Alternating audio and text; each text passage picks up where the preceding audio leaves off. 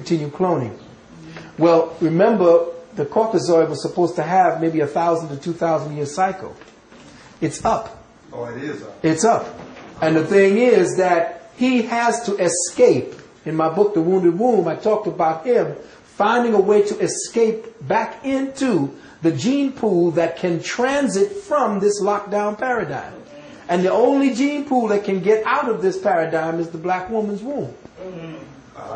So he is doing everything. You see him on the news constantly next to the black woman, and she's just as white as she can be, trying to be white, but she's accepted.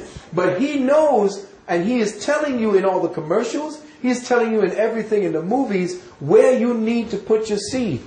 Reinvent yourself. In other words, no, now you reinvent yourself to stow away. Okay.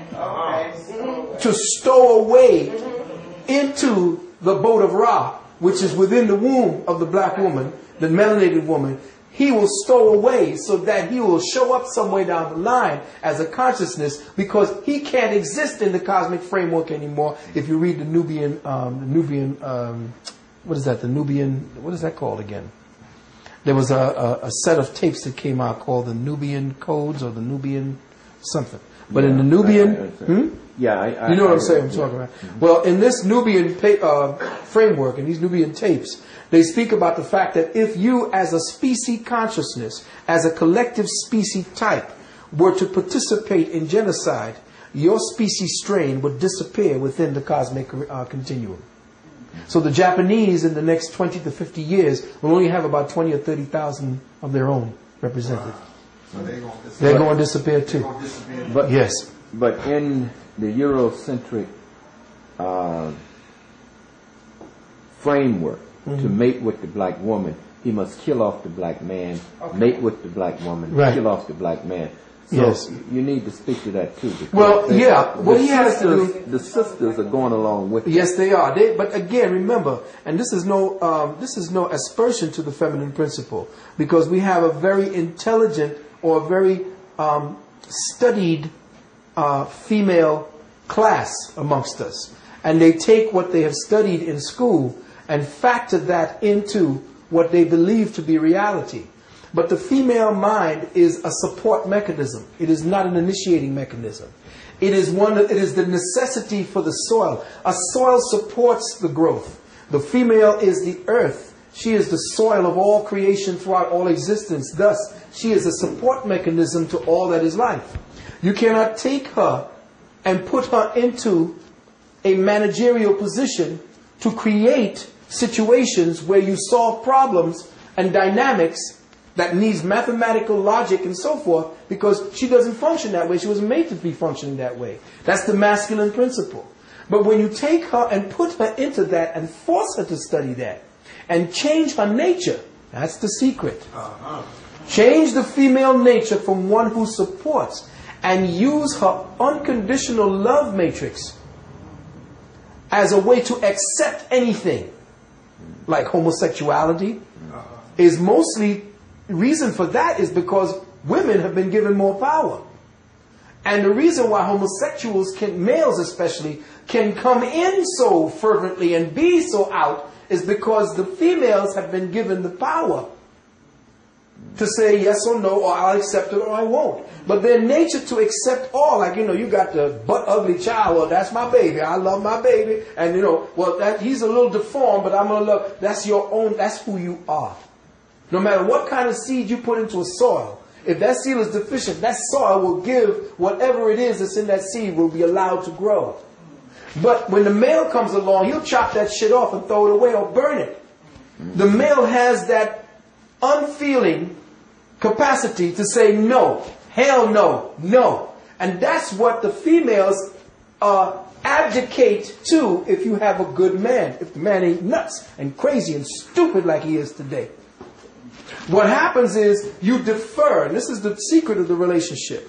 A woman gives up her power for love, the man gives up his love for power. And when those two dynamics come together, then the helix is complete.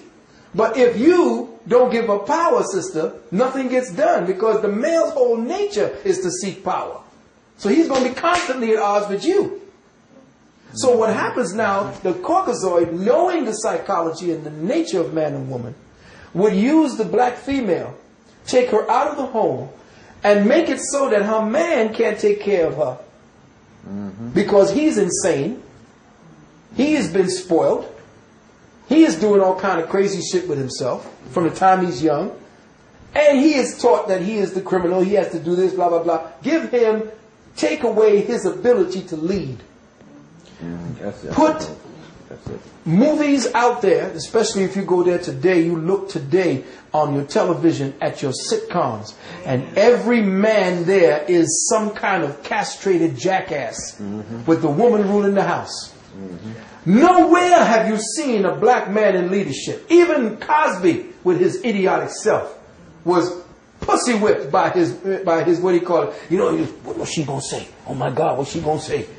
A man in your house, you're not supposed to be hiding anything. If you're righteous, you say what goes, and then you go, and the house is supposed to run based upon what it is. The man says, boom, boom, boom, boom. He's supposed to lead. He's supposed to have chances to lead. He fails, then the sister helps him to get better.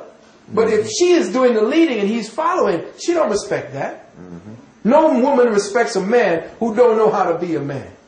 Because she in herself is taking orders from another man. He just so happens to be white. She don't know that this society is structured by the white man for him to actually have the upper hand over the black man. So every time she interfaces with the society and becomes part of that structure, she now is playing along with him to the detriment of the collective. But that's just, and to see if you can turn the blame on her, I don't want you to use this tape to think that it's her. No. It's us. And as brothers, until we are ready to die. See, you're too punkified to die. You don't want to die anymore. Oh my God. You don't want to kill anymore. It is, absolutely. You don't want to die to show her what you're capable of doing to protect and provide for her. See, the provider-protector instinct is gone from you because you done turned into a faggot. Yeah. But it's true. You're too busy wanting to provide for yourself. You want to dance and dress and look like a woman. Exactly. If you are not willing to provide and protect for your own woman, how is she going to respect you? She does not function well in stressful environments. You have to make a stressless environment for her to feel that joy, to feel that love, so then all of a sudden your house becomes a home. But that particular equation has been factored out of us. It's been now factored out of our children, our girl children especially, and our male children. There are new two separate schools where the society now functions according to a dynamic of both male and female, where the gender principle has been taken out, where the DNA has been attacked in such a way to take away the gender principle and have this one mono creature walking around opposite to what it is that they represent down here. While you're on that field, speak to the brothers. Pants down below their ass, braids, earrings. I mean, damn, don't compete. Well, you got to understand the psychology. You got to understand the young brothers in the psychology. Now, I'm not talking about African brothers who are in their cycles for initiation. Native American brothers have always had their hair because hair contains nutrients. And when you hold on to your hair and your nutrients, you don't get heart attacks.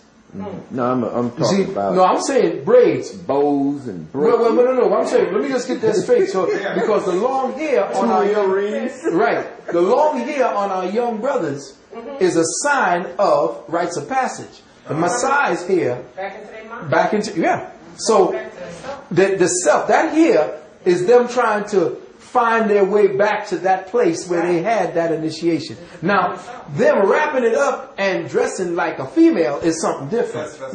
That's another thing. The piercing of the ears and the nose, that's us. That's warlike. You know what? That's the warrior. Now, the piercing of the ears was deep. Why? Because the females did it first. Why?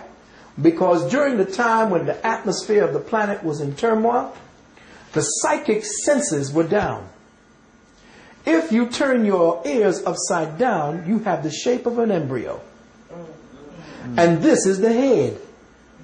And where they pierce, that's the third or first eye. And when they were by themselves and the men were out in the hunt, They either put a silver